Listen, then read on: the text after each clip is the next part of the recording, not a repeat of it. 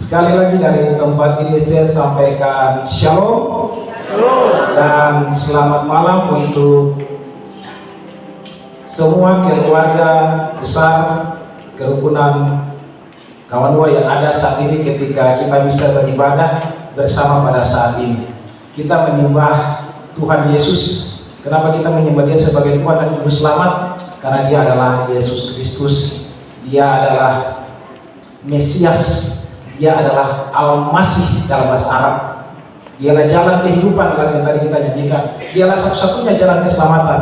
Kalau Anda mau ke surga, Anda harus tanya kepada orang yang sudah pernah ke surga. Siapa yang sudah pernah ke surga? Tuhan. Dan sampai hari ini Dia telah datang ke dunia, mati, bangkit, naik ke surga dan datang berjanji untuk menjemput saudara dan saya pada waktu hari Maranatha. Kiranya suasana ibadah di saat ini akan menjadi berkat bagi kita semua. Bapak Ibu yang Tuhan Yesus kasihi, satu kali ada suami istri keluarga yang dimana sang suami mau memberikan kejutan sama dia punya istri. Ketika dia mau memberikan kejutan sama dia punya istri, dia bilang sama dia punya istri, "Mama, Papa mau kasih kejutan di Mama ulang tahun ini. Tapi dengan catatan syaratnya. Syarat apa Mama? Mama tutup mata. Kata kalau di rumah Bapak tutup Mama punya mata. Lalu kata naik mobil, Mama saya boleh buka sampai Papa bilang buka baru buka. Oh iya, siap, Mama siap." Lalu akhirnya ini suami diikat dia punya istri punya mata. Lalu kemudian dia mulai bawa. Dalam perjalanan istrinya tanya, "Papa, susah kah?" "Saya tidak, semua santai." Di jalan sampai di satu tempat, dia turunkan istrinya, dia tuntun masuk ke dalam satu tempat, lalu istrinya katakan, "Papa, sudah bisa buka, sabar, sedikit lagi." Tapi karena namanya saja manusia, kalau tunggu terlalu lama ada panggilan alam. Cuma dia bisa langsung dan sama dia ke suami. Asal bagaimana supaya Papa ini bisa pergi dulu. Lalu dia bilang sama Papa, "Mama haus, Papa pergi dulu ke dapur ambil air 1 gelas." Oh iya. Papanya mulai pergi dan istrinya mulai buang angin kecil-kecil. Tapi dia masih rasa yang kedua, dia bilang sama suami, "Papa, yang kedua lagi." Yang kedua lagi, suaminya pergi, dia mulai buang, lepas agak sedikit besar. Dia masih rasa sedikit lagi, dia bilang kata, "Papa, sedikit lagi, ambil, Mama masih haus." Suaminya pergi ke dapur dan dia bilang, "Lapas yang terakhir ini lapas kuat." Lalu sudah suaminya mulai datang, lalu bawa air, kemudian kasih istrinya minum, lalu suaminya katakan, "Mama, boleh buka yang Papa ikat itu di mata Mama." Lalu dia punya istri boleh buka. Waktu istrinya buka dia kaget karena ternyata istrinya berdiri di tengah dan di tengah-tengah itu semua keluarga besar dari suaminya ada dekat dengan istrinya. Lalu istrinya mulai bisik-bisik sama dia punya suami, "Papa, sejak kapan keluarga ada di sini?" Lalu suaminya katakan, "Kebetulan ini Mama ulang tahun, Bapak bawa Mama di apartemen baru di mana kita akan tinggal. Dan Katong sudah ada di sini." Mama mantu langsung balas. Mulai dari bunyi pertama sampai bunyi yang ketiga kata sudah ingat. Ada tahu maksudnya apa? Kadang-kadang dalam hidup Katong punya iman kayak begitu. Katong mau mengharapkan sesuatu yang baik, tapi kenyataan sebenarnya tidak seperti itu. Ya, kadang-kadang dia di dunia maya, apalagi dengan teknologi macam-macam begini. Ada Facebook, ada TikTok, ada TikTok, ada YouTube. Semua yang ada di dunia maya itu dapat lihat imut-imut. Tapi setelah dapat di dunia nyata, amin-amin semua. Berbeda dengan kenyataan hidup. Tapi hari ini, ketika Anda baca kita punya tema khotbah, saya ingin kita baca kita punya tema khotbah. Kalau itu dalam bahasa Minasa, saya ingin bacakan kembali dalam Matius pasal 5 ayat 9. "Berbahagialah orang yang membawa damai, karena mereka akan disebut anak-anak Allah." Jika kita baca ayat ini dengan lebih teliti, maka akan muncul sebuah pertanyaan. Apakah dengan menjadi anak Tuhan, menjadi pembawa damai, hidup kita akan baik-baik saja? Apakah jika seseorang dekat dengan Tuhan, dia tidak akan punya musuh? Apakah orang yang suka damai, hidupnya pasti tenang? Harapan kita seperti itu, maunya seperti itu, tapi kenyataan hidup ternyata kadang-kadang berbeda. Kata damai sangat mudah untuk dikatakan kalau keadaan kita baik-baik. Anak berhasil dalam pendidikan, saudara dapat promosi jabatan, dapat berkat mobil baru. Oh, gampang sekali bilang apa? Damai.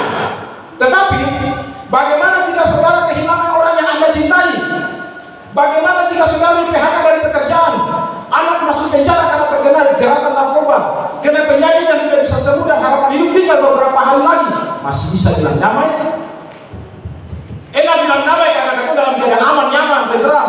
Tapi kalau dalam keadaan susah, masih bisa bilang damai?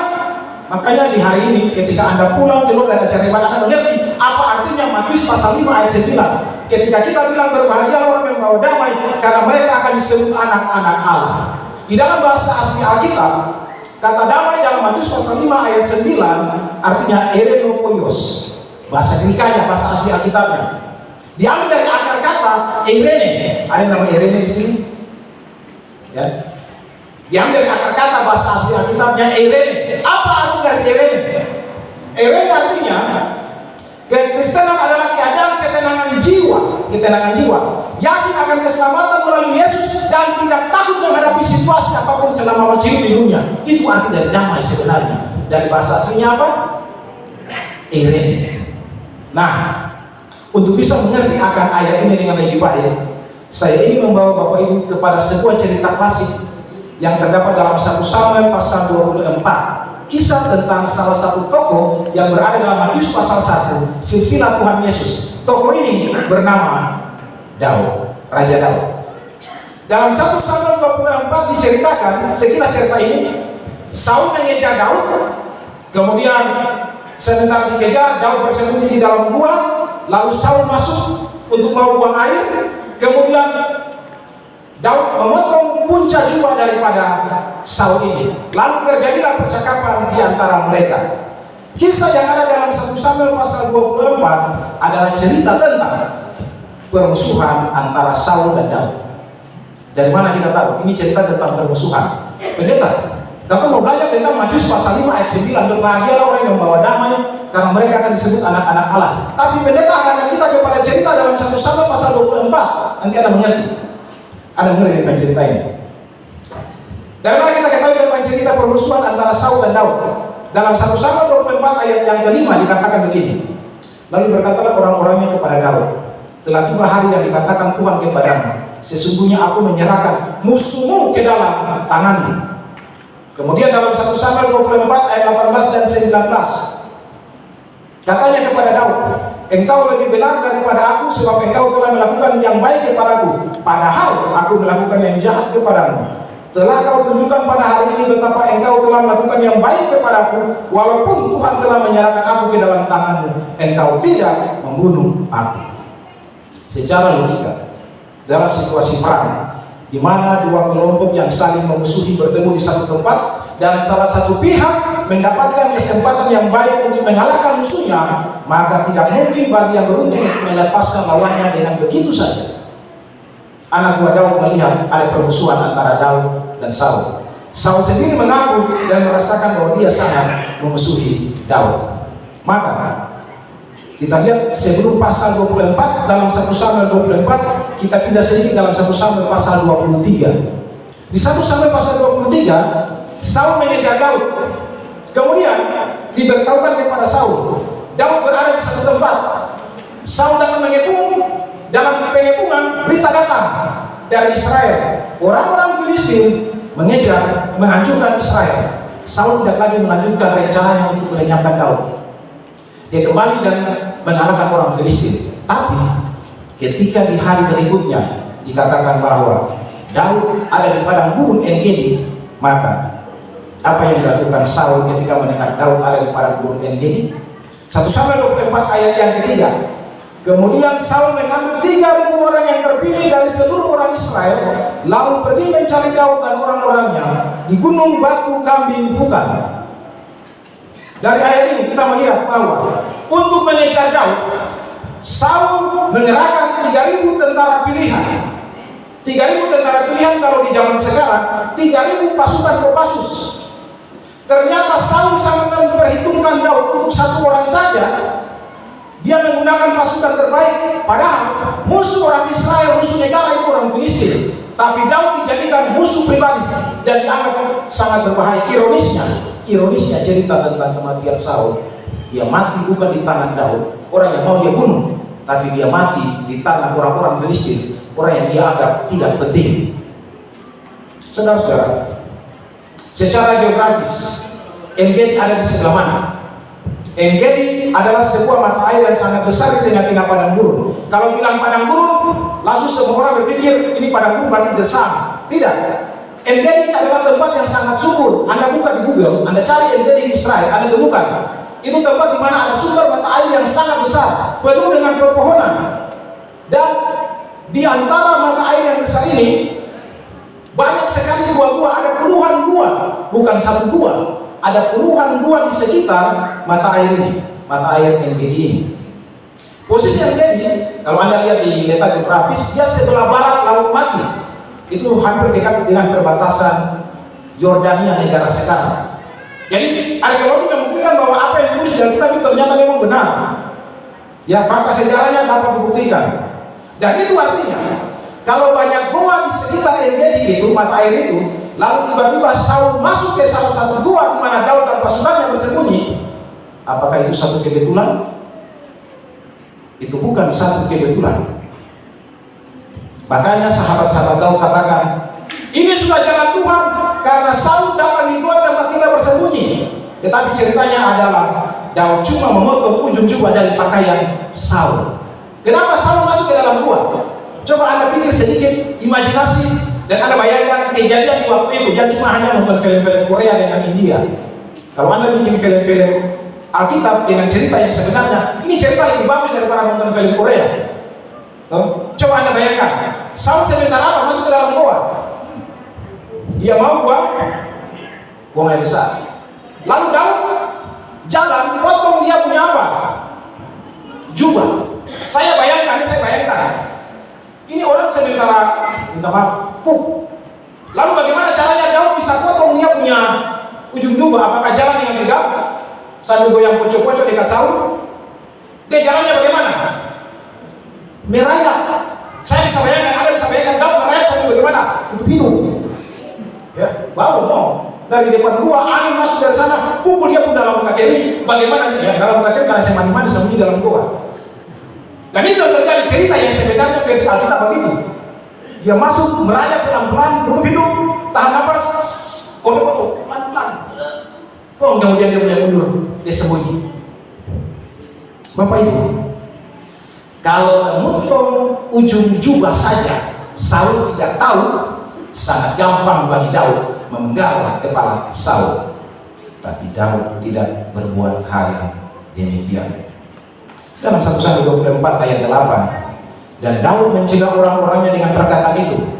Ia tidak mengizinkan mereka bangkit menyerang Saul. Sementara itu Saul telah bangun meninggalkan gua itu hendak melanjutkan perjalanannya. Kalau kita perhatikan cerita ini, Saul tidak menyadari kalau sebenarnya dia tadi sudah mati. Saul tidak sadar bahwa Daud yang dia benci telah menyelamatkan nyawanya. Dalam 1 Samuel 24 ayat 9, kemudian bangunlah Daud, ia keluar dari dalam gua itu dan berseru kepada Saul dari belakang, katanya, Tuanku Raja. Saul menoleh ke belakang. Lalu Daud berlutut dengan mukanya ke tanah dan sujud menyembah. Perhatikan sikap Daud. Perhatikan sikap Daud. Ini orang, Saul, cari-cari Daud untuk membunuh. Daud tidak bunuh dia. Daud bebaskan nyawanya. Ketika sudah jauh, Daud mulai berdiri dan berteriak, Tuanku Raja, sambil wajahnya menyembah ke tanah. Wow, ini luar biasa. Luar biasa. Kalau orang-orang lain kalau dapat bikin begini, apa bahasa yang kamu bilang? Apalagi dia orang Ambon. Tunggu beta balik. Tunggu beta balik dari kawan-kawan. Ya. Daud masih memanggil Saul, Tuanku Raja. Wajahnya menyembah ke tanah. Luar biasa. Makanya jangan heran, dalam silsilah keturunan daripada Tuhan Yesus sampai lahirnya Yesus, Daud termasuk salah satu nenek moyang daripada Tuhan Yesus. Dalam 1 Samuel 24 ayat 11 sampai 12, ketahuilah bahwa pada hari ini mataku sendiri melihat bahwa Tuhan sekarang menyerahkan engkau ke dalam tanganku dalam gua itu. Ada orang yang telah menyuruh aku membunuh engkau, tetapi aku merasa sayang kepadamu karena pikirku, aku tidak akan menjamah Tuanku itu, sebab dialah yang orang yang diurapi Tuhan. Lihatlah dahulu ayahku, lihatlah kiranya puncak jubahmu dalam tanganku ini. Dia kasih tunjuk. Papa lihat, Papa pembaju tuh, ada yang kita pegang ini, yang Bapak dia dapat pembaju sahabat Arabi. Sebab dari kenyataan bahwa aku memotong punca jiwamu dengan tidak membunuh engkau, dapatlah kau ketahui dan kau lihat bahwa tanganku bersih daripada kejahatan dan pengkhianatan, dan bahwa aku tidak berbuat dosa terhadap engkau, walaupun engkau ini mengejar-ngejar aku untuk mencabut nyawaku. Saudara-saudara, perhatikan kata-kata Daud. Dari awal cerita sudah dimulai dengan sikap permusuhan. Sahabat-sahabat Daud menyebut Daud musuh. Saul sendiri sangat memusuhi Daud. Tetapi jika kita lihat cara bicara Daud kepada Saul, dia memanggil Saul sebagai tuanku raja. Dia memanggil Saul ayah. Artinya di awal cerita dimulai dengan permusuhan, tetapi Daud tidak ada satupun kata yang keluar dari mulutnya memusuhi Saul. Anda bayangkan itu orang macam apa itu Daud? Saul membenci dia, sahabat-sahabatnya mengatakan bahwa Saul itu musuh, tapi Daud tidak pernah menganggap Saul itu musuh. Kata-kata Daud membuat kita mulai mengerti apa maksud dari Matius pasal 5 ayat yang ke-9. Berbahagialah orang yang membawa damai, karena mereka akan disebut anak-anak Allah. Ayat ini bukan berarti bahwa hidup dekat dengan Tuhan lalu kita tidak punya musuh. Bukan berarti bahwa menjadi orang yang membawa damai hidup kita akan baik-baik saja. Justru semakin dekat dengan Tuhan, cobaan hidup iman itu semakin banyak. Ini poin yang pertama. Seringkali dalam hidup kita tidak mau untuk bermasalah dengan orang, tapi seringkali ada orang yang suka cari-cari masalah dengan katong. Betul kasih Bapak Ibu? Ini kenyataan hidup. Katong semua masalah dengan orang, tapi tetangga suka cari-cari masalah dengan katong. Tetangga sama balik televisi, yang lain dia, aduh, papa balik televisi, balik motor, tetangga sama balik motor, iri hati, papa balik motor. Papa tetangga sama balik kulkas, papa balik kulkas. Ternyata dia suruh balik motor, balik kulkas, balik televisi, dia rumah saja belum pasang istri. Karena dia sendiri apa? Iri hati. Ingat cerita hari ini. Kalaupun kita dimusuhi oleh orang-orang tertentu hanya karena kita melakukan sesuatu yang baik, janganlah kita memusuhi mereka. Berbahagialah mereka membawa damai, karena mereka akan disebut anak-anak Allah. Seringkali saya biasakan khotbah ini dan sampaikan kepada anggota jemaat saya, dan mungkin sudah pernah saya sampaikan juga dalam perkumpulan Kawanua. Tapi dalam lingkungan yang besar seperti ini, saya mau sampaikan satu hal lagi menyangkut rumus hidup. Kalau Anda dimusuhi oleh orang, jangan stres. Kalau Anda dimusuhi oleh orang, jangan apa? Jangan stres, karena kalau Anda stres, nanti stroke. Kalau stroke, terakhir apa? Stop. Jadi pendeta rumusnya bagaimana? Dia tiap hari dia cari beta, dia tiap hari marah-marah beta, dia tiap hari suka beta. Rumusnya sederhana. Anda biasa nonton entertainment yang ada di televisi, yang paling top biasa yang mana? Artis-artis yang paling terkenal, artis-artis yang mana? Yang paling banyak isu-isu masalah itu. Nah, kalau dia seringkali cerita-cerita Bapak Ibu, dia seringkali jelekan-jelekan Bapak Ibu, jangan stres. Karena bagi dia, Anda itu artis bagi dia. Jadi santai saja. Kalau dia cerita Anda dekat dia. Anda tiap hari cerita-cerita beta, perlu tanda tangan. Dia stres, dia kurus, Anda gemuk, Anda sehat. Kan begitu hidup. Jadi jangan stres dengan keadaan hidup yang ada. Mari kita lihat cerita selanjutnya dalam 1 Samuel 24 dan 15 dan 16. Terhadap siapakah Raja Israel keluar berperang? Siapakah yang kau kejar? Anjing mati, seekor kutus saja. Sebab itu Tuhan kiranya menjadi hakim yang memutuskan antara aku dan engkau. Dia kiranya memperhatikan, yang memperjuangkan perkaraku dan memberi keadilan kepadaku dengan melepaskan aku dari tanganmu. Daud menyebut Saul sebagai Raja Israel. Daud dan dia punya diri kutu, anjing mati. Bapak, bet ini kutu, bet ini anjing mati. Mau cari kita pakai 3.000 pasukan khusus. Kalau memang Daud adalah anjing mati atau kutu bukan ancaman bagi orang Israel, kenapa? Pertanyaannya, kenapa Saul mati-matian mau membunuh Daud? Kenapa Saul begitu getolnya untuk mau membunuh Daud? Gimana dia dengan kabar dia harus membunuh Daud? Inilah jawabannya. 1 Samuel 13 ayat 13 dan 14. Kata Samuel kepada Saul, perbuatanmu itu bodoh. Engkau tidak mengikuti perintah Tuhan Allahmu yang diperintahkannya kepadamu, sebab sedianya Tuhan mengukuhkan kerajaanmu atas orang Israel untuk selama-lamanya. Tetapi sekarang kerajaanmu tidak akan tetap. Tuhan telah memilih seorang yang berkenan di hatinya, Dan Tuhan telah menunjuk dia menjadi raja atas umatnya, karena engkau tidak mengikuti apa yang diperintahkan Tuhan kepadamu. Benar? Daud bukanlah ancaman bagi orang Israel, tapi Saul merasa takut terhadap Daud karena posisinya sebagai raja akan tergantikan. Permusuhan Saul kepada Daud adalah karena ambisi atau mau tetap menjadi raja. Dari mana Saul mengetahuinya? Nabi Samuel yang mengatakannya, dan itu semua telah diketahui oleh Saul dalam 1 Samuel 24 ayat 21. Dikatakan, oleh karena itu sesungguhnya aku tahu bahwa engkau pasti menjadi raja, dan jabatan raja Israel akan tetap kokoh dalam tanganmu. Kembali, Matius 5 ayat yang ke-9. Berbahagialah orang yang membawa damai, karena mereka akan disebut anak-anak Allah. Bukan salah Daud, bukan salah Daud kalau Tuhan memilih dia menjadi raja Israel. Jadi jika dia dibenci oleh Saul, bukan karena dia melakukan yang salah, tapi karena memang Saul iri, cemburu kepada Daud. Kita tidak bisa mengontrol semua orang untuk menyukai kita. Tapi kalaupun kita dimusuhi orang hanya karena kita melakukan sesuatu yang baik, itu bukan salah kita. Ini itu baik-baik ya? Anda tidak bisa mengontrol orang punya perasaan. Kalau orang benci Anda karena Anda melakukan yang baik, itu bukan salah kita. Makanya dalam hidup itu ada rumus hidup yang harus Anda ketahui. Berkat dan berat, tergantung Anda pilih yang mana. Berkat dan apa? Berkat dan berat. Hidup ini berat kasih. Coba jawab, hidup ini berat kan tidak Bapak Ibu? Berat ya? Minyak tanah susu sama cari, betul toh? Harga barang naik. Dulu kalau suasana Natal mulai masuk berber itu, lagu-lagu Natal semuanya, pernak-pernik Natal sudah banyak. Tapi tahun ini kayaknya berbeda. Ya, tahun ini berbeda. Saya jalan dari sana di dalam mobil kami cerita tahun-tahun lalu pernak-pernik Natal paling banyak, tapi sekarang dapat dia paling sepi mungkin karena harga beras dibutuhkan daripada beli barang-barang pernak-pernik itu. Kan memang hidup itu berat. Sekarang, kalau hidup itu berat, ternyata apa hubungannya berat dan berkat? Coba Anda lihat, belajar kosakata dulu. Berat. Hidup itu apa? Berat. Sekarang berubah jadi apa? Berkat. Apa yang bikin berat jadi berkat? Apa yang bikin berat jadi berkat? Ada K di tengah. Berat, taruh K di tengah, berat jadi apa? Berkat. Kalau hidup itu jadi berat bagi Anda, taruh Tuhan Yesus di dalamnya, maka hidup itu akan jadi berkat. Amin. Jadi semua takut, berikan kemuliaan untuk Tuhan.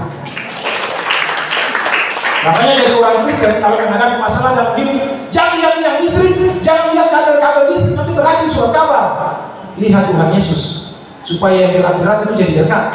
Yang berikut, dosa. Doa. Orang yang suka berdoa tiba-tiba suka berdosa. Apa yang bikin beda? Berdoa dan berdosa. Doa dan dosa apa yang bikin beda? S. Lihat, orang yang suka berdoa sekalipun kalau kasih masuk S itu siapa? Kasih masuk setan di dalam, jadi dosa. Hidup adalah pilihan. Anda mau hidup jadi berkat? Taruh Tuhan di tengah, berat-berat jadi berkat. Tapi kalau Anda taruh S di tengah-tengah, Anda punya pergumulan, berubah jadi apa? Dosa. Hidup itu adalah sebuah pilihan. Jadi bukan salah kita kalau kita bikin baik. Orang yang suka berkata, urusannya dengan Tuhan yang penting kita sendiri benci dia. Ada banyak orang yang ada dalam lingkungan kita, tapi kita saling memusuhi mereka karena iri hati. Mudah-mudahan di antara kita yang ada dalam ibadah ini, persekutuan keluarga besar, kerukunan keluarga kawan-kawan ya, yang ada iri hati, jangan ada rasa cemburu satu dengan yang lain. Saya boleh, kata anak-anak pembawa damai. Coba Bapak Ibu lihat kiri kanan. Saya minta partisipasi. Bapak Ibu lihat kiri kanan, lihat kiri kanan. Coba lihat. Ada yang lihat maksudnya gimana menuntut. Lihat. Lalu sekarang Bapak Ibu pegang tangan lalu bilang Selamat Natal. Coba pegang tangan bilang Selamat Natal. Pegang tangan bilang Selamat Natal. Nah. Rasa bagaimana waktu bilang Selamat Natal? Sadar itu.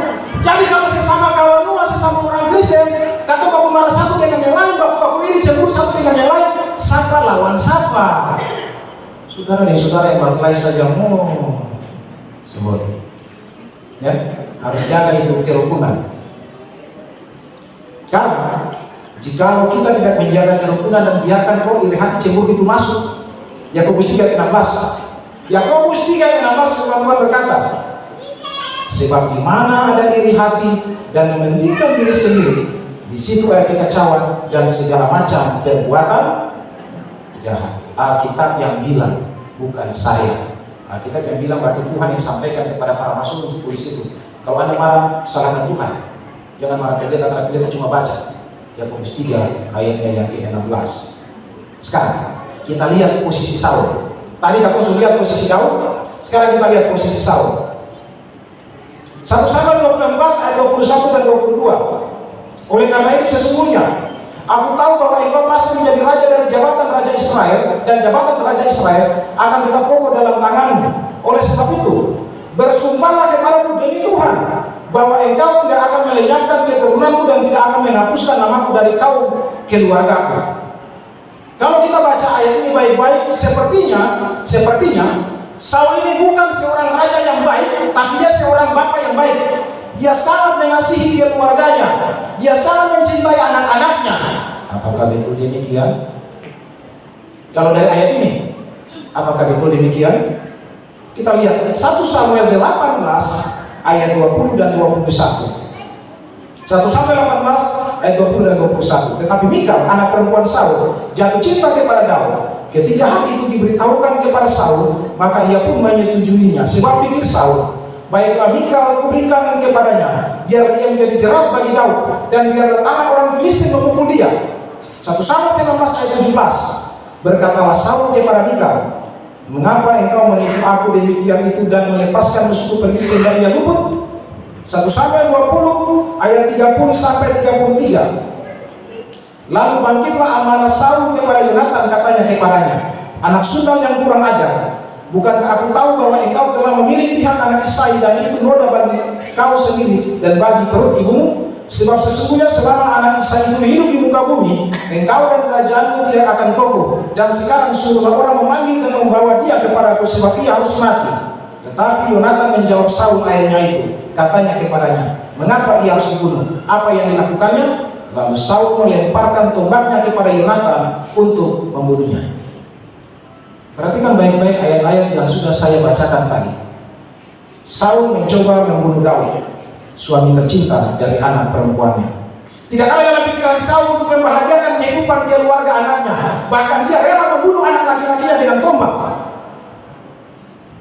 Kedengarannya manis apa yang disampaikan oleh Saul kepada Daud. Tolong jaga beta punya keturunan, tolong jaga beta punya anak kalau Ali nanti jadi raja, tolong lihat mereka. Padahal sebenarnya tidak. Dia rela membunuh keluarganya, anaknya, dia rela menghancurkan kehidupan rumah tangga anak perempuannya hanya karena sebuah dendam. Orang yang seperti ini disebut apa? Lemah lembut munafik. Di muka bicara lain, di belakang bicara lain. Kanyang bicara lain, lapar bicara lain. Ada yang model begini dalam persekutuan kita? Ada nggak sih? Pakai baju warna apa dia? Semoga sih ada ya. Kalaupun dia ada sudah bertobat. Semua ada yang seperti ini. Orang-orang munafik sebenarnya dalam bentuk persekutuan. Kalau lihat salah, kakak susah.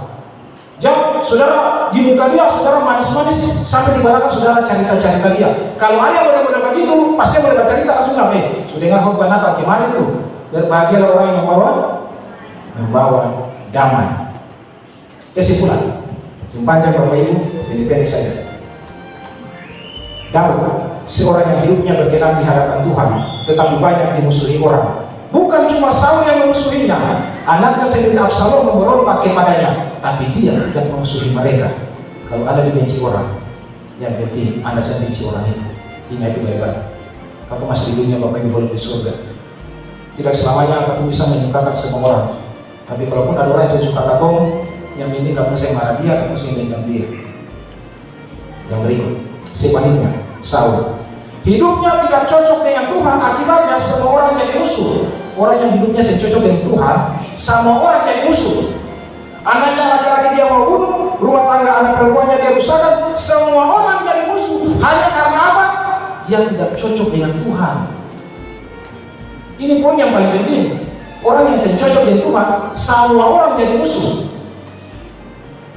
Matius 5 ayat 9. Berbahagialah orang yang membawa damai, karena mereka akan disebut anak anak Allah. Artinya apa? Setelah dengar tadi, yoi, ternyata Matius 5 ayat 9, berbahagia orang yang membawa damai karena mereka akan disebut anak-anak Allah. Beta baru mengerti ini malam. Artinya adalah bagaimana hubungan saya dengan Tuhan. Ingat itu baik-baik. Matius 5 ayat 9 artinya adalah bagaimana hubungan saya dengan Tuhan. Kalau hubungan saya dengan Tuhan baik, di tengah-tengah permusuhan saya bisa hidup damai. Amin.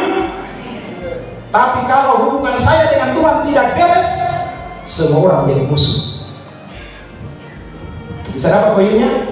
Saya ulangi supaya Anda dapat punya poin. Matius 5 ayat 9, berbahagialah orang yang membawa damai karena mereka akan disebut anak-anak Allah. Apa artinya? Hubungan kita dengan siapa? Hubungan kita dengan Tuhan. Kalau hubungan dengan Tuhan itu baik, sekali lagi, kalau hubungan dengan Tuhan itu baik, di tengah-tengah permusuhan dia bisa hidup damai.